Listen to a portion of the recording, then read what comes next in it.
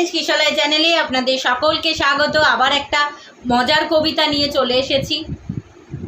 মিথ্যে কথা, শঙ্খ ঘোষের লেখা অসাধারণ কবিতাটি পড়ছি।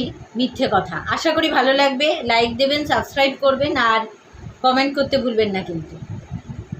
লোকে আমায় ভালোই বলে, দিব্যি চলনসই, দোষের মধ্যে একটু নাকি মিথ্যে কথা কই।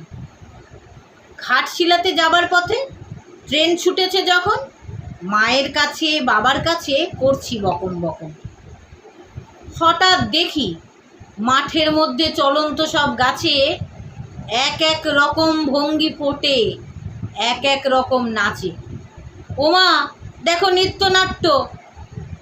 যেই বলেছি আমি, মা বকে দেয়, বড্ড তোমার বেড়েছে ফাজলামি। চিড়িয়াখানার নাম তো জানো তো, আমার সেজো মেশো। আদর করে দেখিয়ে দিলেন পশুরাজের কেশর।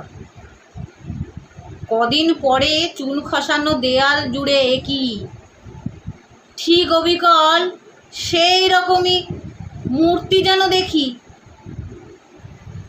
ক্লাসের মধ্যে যেই বলেছি সুরঞ্জনার কাছে, জানিস আমার ঘরের মধ্যে সিংহ বাঁধা আছে।